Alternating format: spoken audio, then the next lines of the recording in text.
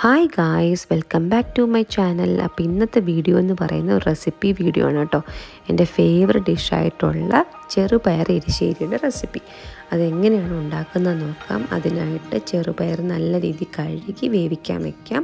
പകുതി വേവാകുമ്പോഴത്തേക്കും നമ്മൾ എടുത്ത് വച്ചേക്കുന്ന മത്തനും കൂടെ ആഡ് ചെയ്ത് കൊടുക്കാം. ഇത് രണ്ടും കൂടെ ചേർന്ന് നല്ല രീതിയിൽ തിളക്കട്ടെ. വെന്ത് ഒരു 3/4 വേവാകുമ്പോഴത്തേക്കും നമുക്ക് എരിവിനാവശ്യമായിട്ടുള്ള പച്ചമുളക് ആഡ് ചെയ്ത് കൊടുക്കാം. ഞാനിവിടെ എടുത്തേക്കുന്ന 2 പച്ചമുളകാണ്. 2 പച്ചമുളക് കൂടി ചേർത്ത് നല്ല രീതിയിൽ തിളക്കട്ടെ.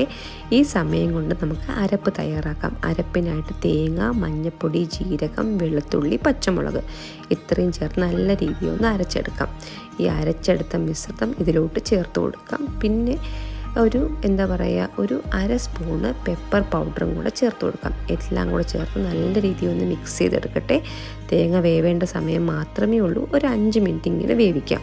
എന്നിട്ട് ഏറ്റവും ഇമ്പോർട്ടൻറ്റ് പാർട്ടാണ്, അതായത് നമ്മുടെ താളിക്കുന്ന പോർഷൻ. താളിക്കാനായിട്ട് നമ്മൾ നോർമൽ താളിക്കുന്നതിൻ്റെ ഒപ്പം തന്നെ കുറച്ച് ഉഴുന്നും കുറച്ച് തേങ്ങയും കൂടെ ചേർത്ത് നല്ല രീതിയിലൊന്ന് വഴറ്റിയെടുക്കുക. ഒന്ന് മൊരിഞ്ഞ് വരുമ്പോഴത്തേക്കും അതും കൂടെ ചേർത്ത് ഈ കറിയിലിട്ട് ഒന്ന് ഇളക്കുക. ഇത്രയേ ഉള്ളൂ. ഇതാണ് നമ്മുടെ സിമ്പിൾ എരിശ്ശേരി.